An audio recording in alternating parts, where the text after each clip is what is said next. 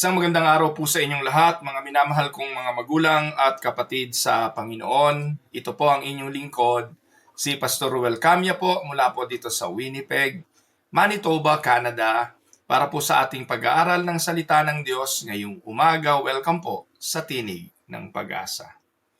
Ipagpapatuloy po natin ang ating pag-aaral sa aklat ni John at ang ating pong topic ngayon ay nasa John chapter 3 verses 1 to 5 at ang pamagat po ng ating pag-aaral ngayon, You Must Be Born Again. Again, ito po ay continuation ng ating series on the book of John. Samahan po ninyo ako at ating pong basahin ang mga talatang ating pag-aaralan ngayong umaga. Now there was a Pharisee, a man named Nicodemus, who was a member of the Jewish ruling council. He came to Jesus at night and said, Rabbi, we know that you are a teacher who has come from God, for no one could perform the signs you are doing if God were not with him. Jesus replied, Very truly I tell you, no one can see the kingdom of God unless they are born again. How can someone be born when they are old? Nicodemus asked. Surely they cannot enter a second time into their mother's womb to be born.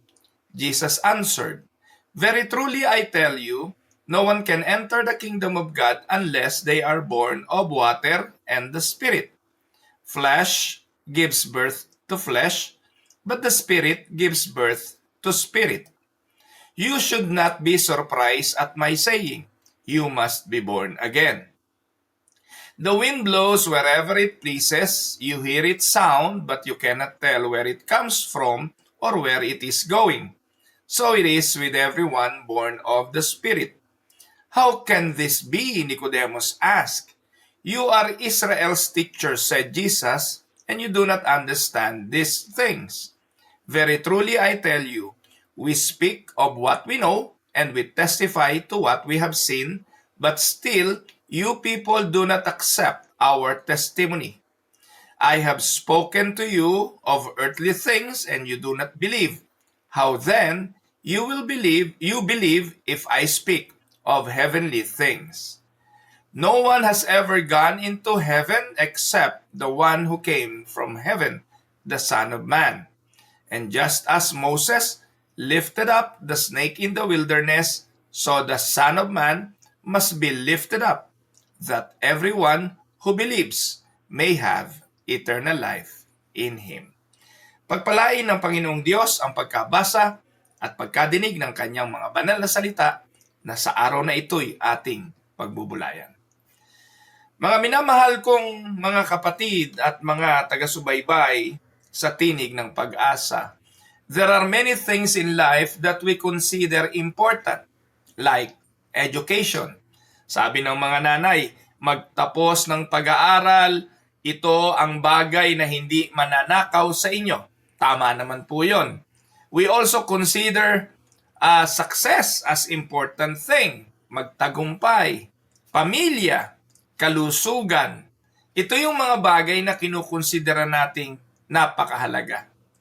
But Jesus, in our text today, confronts us with something far more important, something absolutely necessary. Not optional, not helpful, but essential. Ito po yung ating makikita sa John 3:3. Sinabi ni Jesus, Jesus replied, Very truly I tell you, no one can see the kingdom of God unless they are born again. Napakahalaga nito.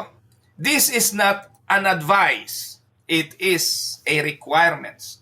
In order to see the kingdom, mga kapatid, sabi ng Bible, What shall profit a man if he gain the whole world and loses his soul?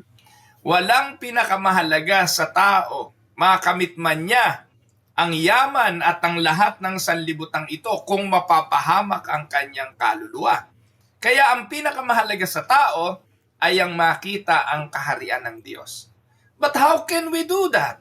How can we see the kingdom? Meron pong isang mahalagang requirements. At ang requirement na yon, you need to be born again. Today, we will learn one central truth. Take note, no one can enter God's kingdom without being born again. Kaya ito po'y isang mahalagang bagay. Tanungin natin ang ating mga sarili, born again ba ako? Ako ba'y ipinanganak na muli? Ngayon, kung ikay ipinanganak na muli, may mga palatandaan ito. May resulta ang pagiging born again. Kasi in reality, mga kapatid, hindi natin kayang i-born again ang ating mga sarili. Tama po ba yon? Kagaya rin nung tayo ipinanganak sa ating pisikal na pangangatawan, wala naman tayong kinalaman doon. Nung ipinanganak tayo physically, hindi natin yun alam. Wala nga tayong ginawa para ipanganak na muli. Nung nabuo nga tayo sa sinapupunan ng magulang natin, ng nanay natin, hindi natin yun alam eh. Yung pang ipanganak tayo, wala rin tayong alam doon. Wala tayong kinalaman sa pagiging ipinanganak natin physically. Ganun din naman sa spiritual. Pero may mga palatandaan kung tayo'y born again na. At yun po yung ating sisilipin ngayon. Yun ang ating pag-aaralan. At merong taong curious tungkol sa bagay na ito, a religious man who still needed salvation. Relihiyosong tao, pero ang relihiyosong taong ito ay nangangailangan ng kaligtasan. Palatandaan lang na ang pagiging relihiyoso, taong simbahan, dalo ng dalo sa lahat ng mga gawain, marahil ito'y naglulungoy-ngoy sa kaiiyak, taas ang dalawang kamay sa pagsamba, alam lahat ng mga awitin, alam ang mga talata ng Biblia dahil relihiyoso nga, and yet, hindi siya ligtas. Ito po ang taong ito sa John chapter 3, 1 and 2. Ang sabi po, now there was a Pharisee. Alam natin ang Pharisee. In essence, ang mga Pharisee, mga pari, mga taong simbahan, leader ng relihiyon ng Hudyo. Kung ang pagbabasihan ay kabanalan, pagsunod sa kautusan ni Moses, wala nang tatalo sa mga yan. Sila po'y masunurin sa kautusan. At sila po ang nakakaalam ng kautusan, ng Torah, ng Bibliang Old Testament. Alam nila yan. At itong lalaking ito na ini-introduce sa atin ngayon, ang pangalan niya ay Nicodemo, kabilang siya sa ruling council ng Jewish religion. Hindi lang siya basta isang Pharisee. Siya po'y miyembro ng ruling council. Nasa mataas na posisyon itong taong ito. Sa verse 2, he came to Jesus at night and said, Rabbi, we know that you are a teacher who has come from God. For no one could perform the signs you are doing if God were not with him. So nabalita na kay Nicodemo, alam na ng mga pare ang mga nagagawang himala ng Panginoon. Maybe they learned about Jesus changing the ordinary water into a wine, a napakasarap, a delicious wine ayon sa Bible. So, ang sabi nila, itong mga palatandang ito, para i-reveal ang glory ng Panginoong Jesucristo, nakarating na sa ruling council ng Jewish. At naging interesado itong si Nicodemo. Marahil, ito po'y espekulasyon ko lang, na pag-utusan siyang imbestigahan si Jesus. Marahil siya ay napag-utusang alamin sino ba tong Jesus na ito. So Nicodemus was not an ordinary man. According to the verses, he was a Pharisee, a ruler of the Jews, a teacher of Israel, and a moral and religious man. That is what the Bible description or how the Bible describe this Pharisee. Ganyan inilarawan sa atin ang parisayong ito. So if anyone seemed good enough for heaven, it was Nicodemus. Yung kanyang requirements, yung kanyang qualifications, kung ang pagiging mabuti ay sapat na, heaven na siya. But according sa narrative, yet he comes to Jesus at night. Ang tanong, bakit gabi? Why night? Possibly fear of others. O marahil iniisip niya, baka pag nagtanong ako rito, nag-inquire ako rito, sabihin ng mga estudyante ko, sabihin ng mga kasama ko sa council, ay alagad na ako ni Jesus. Ayaw niya nun. Natatakot siya na ma-identify siya kay Jesus. Especially, itong mga leader ng relihiyon. So, bakit siya pumunta ng gabi? Possibly, curiosity. Binanggit ko na to kanina. Curious siya tungkol sa ginagawa ng Panginoon at sa persona ng ating Panginoon. But, probably the third point ay spiritual hunger. Sa kabila ng mga alam niya, sa kabila ng mga natutunan niya, tingin niya, kulang pa talaga ang kanyang kaalaman. Kaya sinabi niya sa Panginoon, Rabbi, we know that you are a teacher come from God. So Nicodemus here respected Jesus, but respect is not salvation. Ang paggalang kay Jesus does not equal salvation. Ang pagkakilala kay Jesus as a mere persona or a good teacher will not equal salvation. Kaya kung pag-uusapan natin, kilala mo ba si Jesus? Halos lahat naman ng Filipino, they know the name. They can say the name. They can utter the name. They even use the name.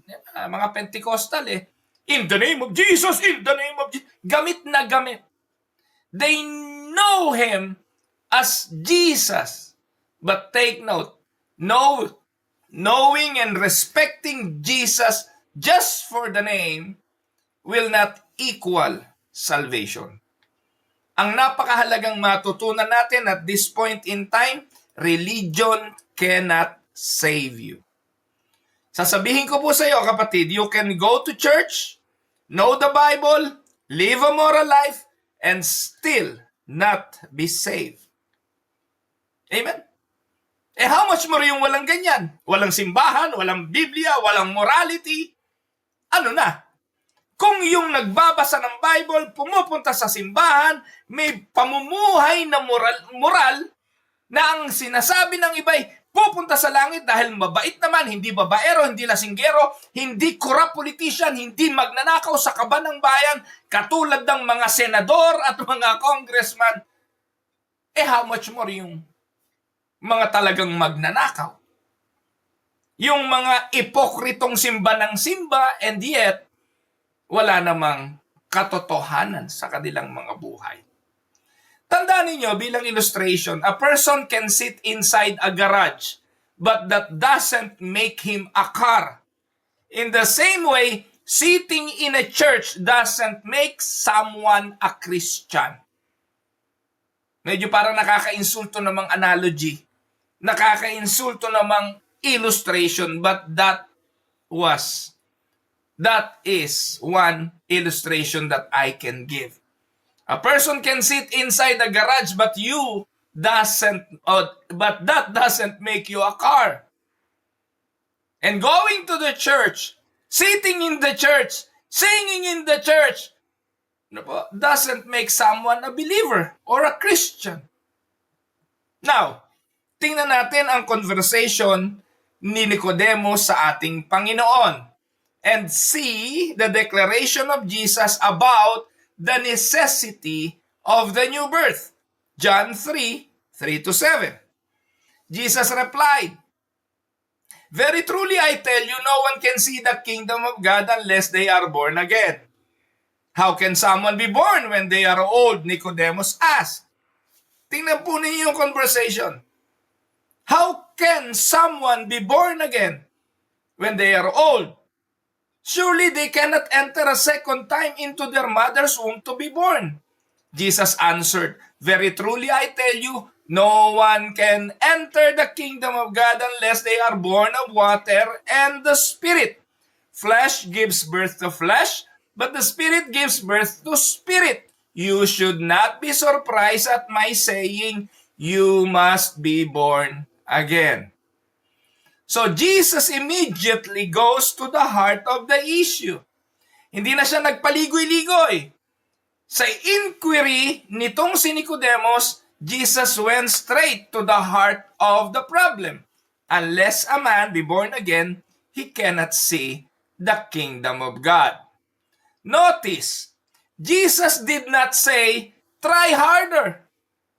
Hindi pa, sapat yung ginagawa mo. Magpakabanal ka pa. Hindi ganon. Hindi naman sinabi ni Jesus na, be more religious. Dagdagan mo pa yung pananalangin mo. Dagdagan mo pa yung pagbabasa mo ng Bible. Dagdagan mo pa yung pag-aayuno mo na siyang ipinagmamalaki ng mga Pariseyo. Magbigay ka pa sa mga dukha. Dagdagan mo pa. Hindi yun ang sinabi ni Jesus. And Jesus did not also say, fix your life. Because we know that nobody, kayo po na nakikinig sa akin ngayon, you cannot and you don't have the capacity to fix your life. Kung meron lang pong kapasidad ang tao na i-fix ang kanilang buhay, walang tao sa lansangan na pag-alagala, walang taong nalulong sa droga, walang tao sa loob ng mga bilangguan, walang tao na wala sa sarili ngayon. Kung kaya nating i-fix ang ating mga buhay.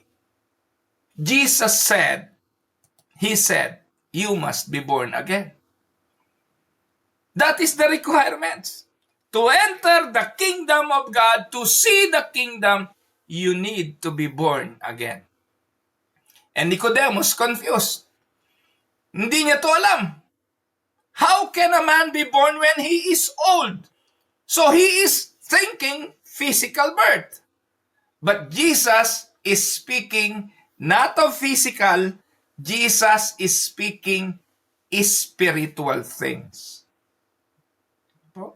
Mga kapatid, madalas ang pagkaunawa natin nasa hangganan at kulong sa border lang ng physical things. Unless buksan, buhayin, i-regenerate ang patay na espiritu, nun lang natin mauunawaan ang mga bagay na espiritual. Matutulad tayo kay Nicodemo na ang ating pagtingin sa mga bagay na sinasabi ng Biblia ay puro physical lamang. Hindi natin ito maiintindihan sa espiritual. Now, what does it mean to be born again? Puntahan natin, tulungan natin si Nicodemo. Alam niyo po sa Biblia, ang pagiging born again, hindi naman tumahimik ang Bible para ipaliwanag ito. At itong bagay na ito, hindi magagawa ng tao. Gaya rin na sinabi ni Nicodemo, hindi naman tayo makakapasok sa sinapupunan natin ng nanay natin para ipanganak ikalawang pagkakataon. Kung that is impossible sa physical well-being, sa physical na pagkakasilang, ganun din naman sa spiritual. Wala tayong kakayahang gawing ipanganak sa espiritu. Sino ang gagawa nito? Mga kapatid, Jesus explains, unless one is born of water and the Spirit, and this refers to spiritual cleansing and renewal of the Holy Spirit. This is being born again. Sa ibang lengguwahe, regeneration. Saan sa Biblia natin makikita ang magandang paliwanag at halimbawa ng regeneration o ng pagiging born again? Take note mga kapatid, kung hindi ka born again, hindi ka mananampalataya. Kung hindi ka born again, hindi mo makikita si Jesus, ang kanyang pagpapakasakit, yung kanyang pagbibigay ng buhay sa krus. Hindi mo makikita si Jesus bilang the way, the truth, and the life as the only name given in order for you to be saved unless you are born again. Can we say amen? Kaya ang mauuna sa order of salvation, kailangan ka munang ma-born again bago ka ma-convert. At doon sa conversion, ang involved doon, repentance of sin and believing. Amen? Kaya kung ikay nabola pa rin ng mga obispo na nagtuturo na mauuna pananampalataya bago yung regeneration, Sablay na sablay yun sa Biblia. Dito nga ho, linaw-linaw na tinuturo ni Jesus. No one can see Jesus. No one can see the kingdom of God unless you are born again. Mahirap bang intindihin? Ang tanong, sino gagawa ng pagiging born again? Ezekiel 36:25-27. Ano sabi diyan? Ang sabi ng Diyos, I will sprinkle clean water on you, and you will be clean. I will cleanse you from all your impurities and from all your idols. I will give you a new heart.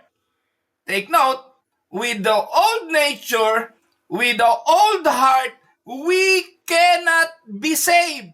We cannot see the kingdom of God with the old heart, with the old nature. So God will change the heart and give us a new spirit. And I will remove from you your heart of stone and give you a heart of flesh. And I will put my spirit in you and move you to follow my decrees and be careful to keep my laws. Kapag hindi ginawa ng Diyos yan, hindi natin kailanman masusunod ang Diyos. Hanggat hindi ginagawa yan ng Diyos sa puso, sa buhay ng isang tao, hindi siya mananampalataya kay Jesus. Hindi niya makikita ang katotohanan dahil siya'y mananatiling nasa kalagayang walang kakayahan. Ang tawag dyan, total inability. To be born again is to receive a new heart from God. Sa Reformed doctrine, ang tawag dyan, total inability or total depravity. Sinabi ni Jesus, that which is born of the flesh is flesh. Anong ibig sabihin? We are born in the flesh, we are sinful. Pag hindi ni-regenerate, we will die sinfully. Mamamatay pa rin tayo sa physical bilang makasalanan. We cannot change our nature. We cannot save ourselves.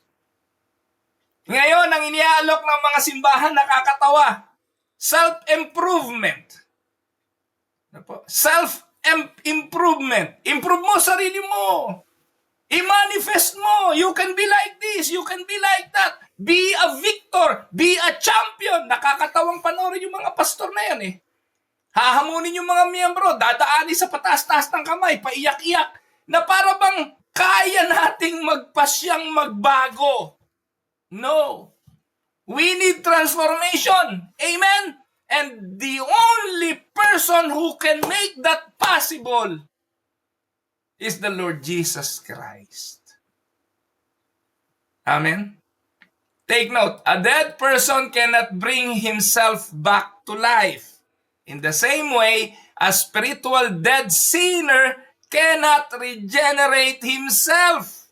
Only God can give life. Mahirap bang unawain yan, mga kapatid?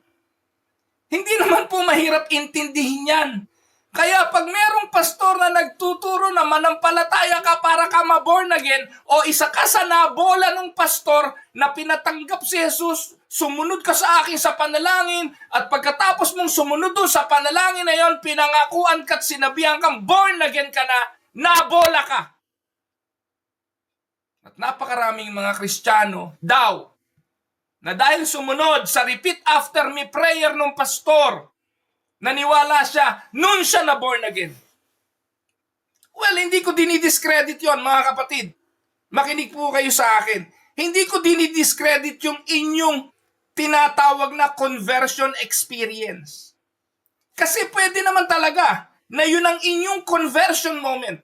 Nung mga oras na yon ninyo kinilala si Kristo, nung mga oras na yon nakita nyo ang inyong kasalanan, nakita nyo kailangan yung pagsisihan, at ang daan para mabayaran ang kasalanan yon ay ang Panginoong Hesukristo. Ang tawag doon conversion.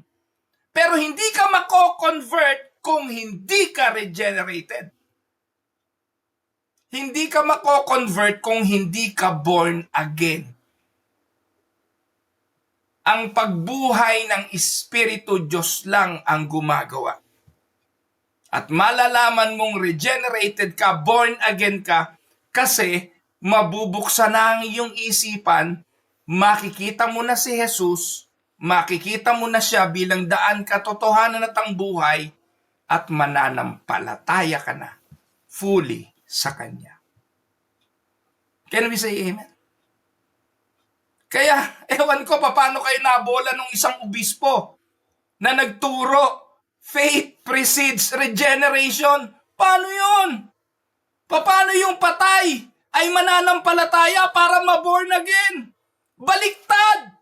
Kailangan kang buhayin muna ng Diyos bago ka manampalataya.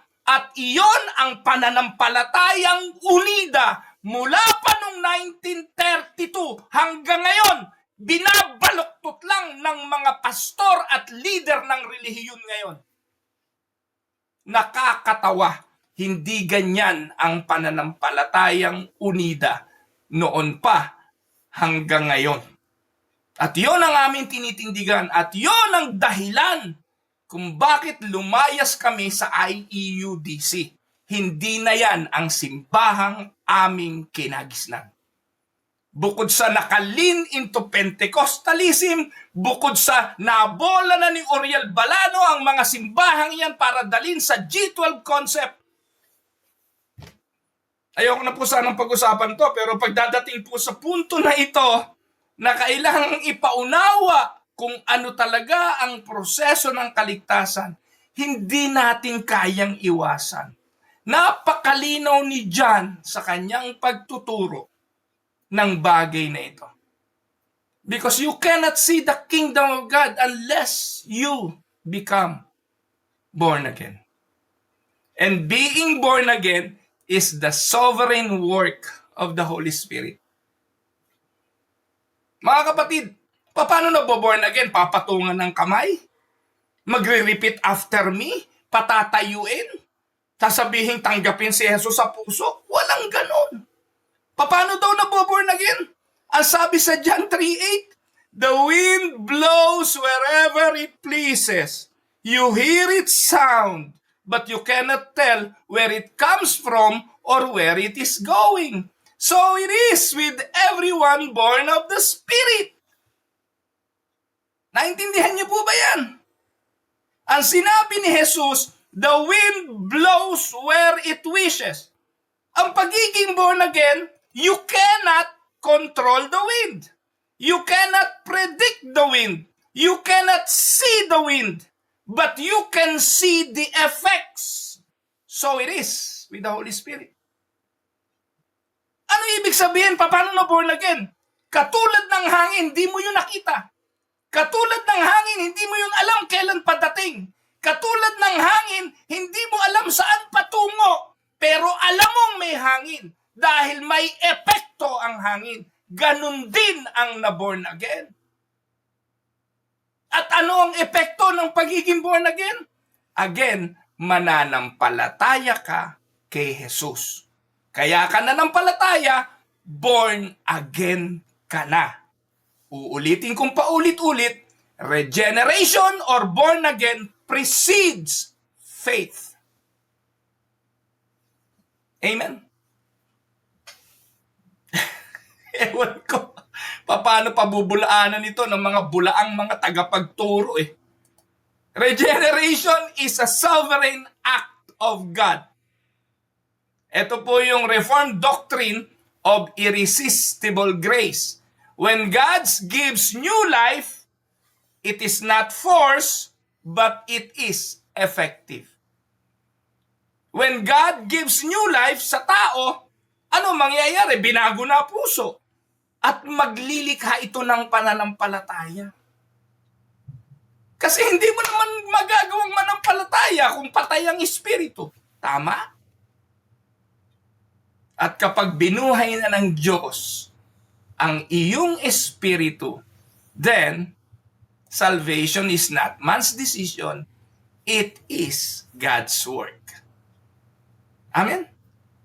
So think of the wind during a storm in Manitoba. Bukas, may storm na naman dito eh. Hindi mo to nakikita, but you see trees bending and snow moving. That is how it is. That's how the Spirit works. Invisible, powerful, life-changing. Kaya mga kapatid, yung pagbabago ng buhay, yung pagbabago ng ugali, yan po'y produkto ng pagiging born again. Amen? Yun pong sanctification, product ng pagiging born again. Yung faith, yung repentance, product ng pagiging born again. Amen? Kaya nga malibang ipanganak na muli, hindi mo makikita ang karya ng Diyos. Hindi mo makikita si Jesus. Mahirap bang intindihin yon? Kailangan ka muna ma-born again bago ka manampalataya at makita si Jesus. Por Diyos, por Santo. Ewan ko naman saan hinahagilap ng mga pastor yung mga pagtuturong pag nanampalataya kay maboborn again ka. I don't know any verses in the Bible. Nakakatawa lang. So, ito ang problema ng spiritual ignorance. Dahil marami po nasa loob ng simbahan, linggo-linggo nandun, hindi ko sinusukat ang kanilang loyalty. Linggo-linggo nagbibigay, hindi ko sinusukat ang kanilang generosity. Linggo-linggo nandun, sumasamba, hindi ko kino-question yung kanilang worship. Pero pwede tayong sumamba, pwede tayong manalangin, pwede tayong mag-ayuno, pwede tayong magbigay, pwede tayong gumawa ng mga religious na kabanalan, pero bunga ng pagiging ignorante. We can all do those things wrong. At dito po mga kapatid, ang isang Parisayo sumagot, how can this be? John 3:9-13. Paano ngayon to? So, ibig sabihin, walang ka-idea itong si Nicodemus tungkol sa pagiging born again. Yes, maaaring ginagawa niya na yung inaakala niyang bunga ng pagiging born again. Pagiging religyoso, pagbibigay, pananalangin, pag-ayuno, pagdalo sa simbahan, may ministry. May ministry si Nicodemus.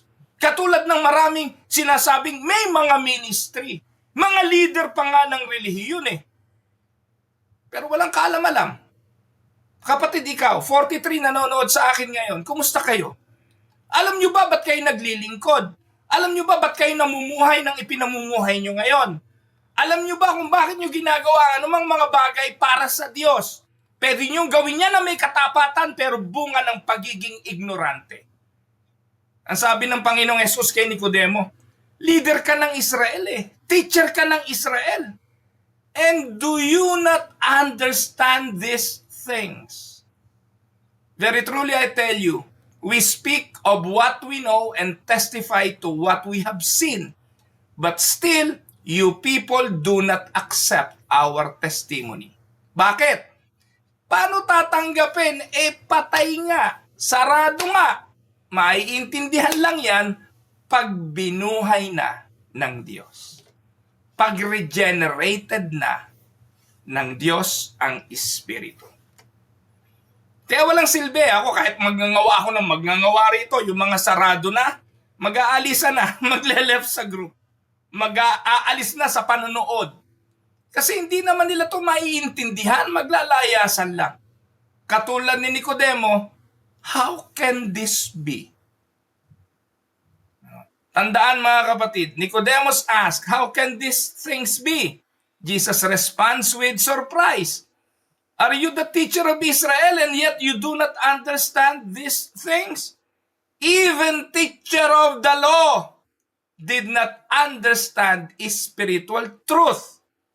Without the Spirit, even religious people remain spiritually blind. Blind. Now, paano naman ngayon? Ito yung means of salvation. Faith in Christ. John 3:14 to 15. Yan. Just as Moses lifted up the snake in the wilderness, so the Son of Man must be lifted up, that everyone who believes may have eternal life in him. Now, Jesus explained how salvation comes. Paano daw? He goes back to the story of Moses. Saan yan? Sa ilang. Matatagpuan natin yan sa Numbers 21. Sa Aklat ng Mga Bilang, chapter 21. Kung saan itinaas ni Moses yung ahas, kung saan yung mga natuklaw ng ahas pag tumingin doon sa ahas, the people were dying from snake bites, but God provided a bronze serpent. And whoever look at it, lived. So anong application nito? Application, so must the Son of Man be lifted up. This points to the cross. Si Jesus yung representation ng ahas na yun sa ilang na itinaas ni Moses. This points to the cross. Jesus would be lifted up and crucified, and the promise, whoever believes in Him may have eternal life. So, paano naligtas? Key truth, we are saved by faith in Christ alone. Not by works, not by religion, not by effort, but by trusting in Jesus. To illustrate, the Israelites were not healed. They were not healed by understanding the snake. They were not healed by studying the snake. They are not healed by being worthy. They were healed by simply looking in faith. In the same way, we are saved. Sumobra. We are saved by looking to Christ in faith. At ito yung laging turo ni John. Behold! Ano ibig sabihin ng behold? Fix your eyes. Look on Him, the Lamb of God that takes away the sins of the world. Amen? Pastor, ang magliligtas pala pananampalataya. Yes! Sola fide. Pero tagtandaan, bago ka manampalataya, nire-regenerate ka muna ng Diyos, bubuhayin muna ng Diyos ang iyong espiritu, at kapag nabuhay ka na, mananampalataya ka. Therefore, ang kaligtasan, paggawa at pagkilos ng Diyos. Amen? So putting it all together, to be born again means God gives a new heart, regeneration, born again. The Spirit will change your nature. The old was gone and the new has come. No? Ang na kay Kristo, bago nang nilalang. And then third, you respond in faith to Christ. And you receive eternal life. Amen? So that is to be born again means. To conclude our lesson, Jesus did not ask Nicodemus, are you religious? Are you good? Are you educated? He asked in effect, have you been born again? And let me ask you, my dear brothers and sisters, today, I want to ask you directly, have you experienced this new birth? Has God changed your heart? Do you truly trust in Christ alone? If not, hear this. You must be born again. Not tomorrow, not someday, but today. Amen? Behold the Lamb of God. Look to Christ. Look to Christ lifted on the cross. Look to Christ bearing your sin. Look to Christ offering you His life. Believing in Him, and you will be saved. Amen? Now, for some reflection questions, mga kapatid, why is being religious not enough for salvation? What does it mean to be born again in your own words?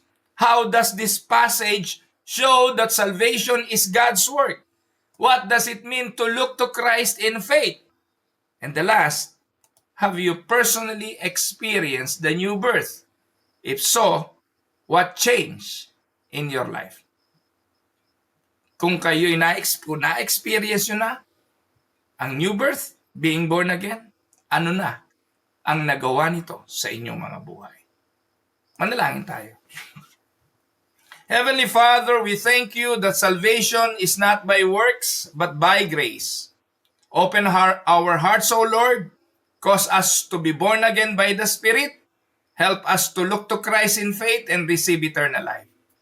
Transform us, O Lord. Renew us and make us truly yours. This we ask in Jesus' mighty name. Amen. Ako po ang inyong lingkod, si Pastor Ruel Camia mula dito sa Winnipeg, Manitoba, Canada, para sa pag-aaral ng salita ng Diyos ngayong umaga, dito po sa Tinig ng Pag-asa. God bless everyone.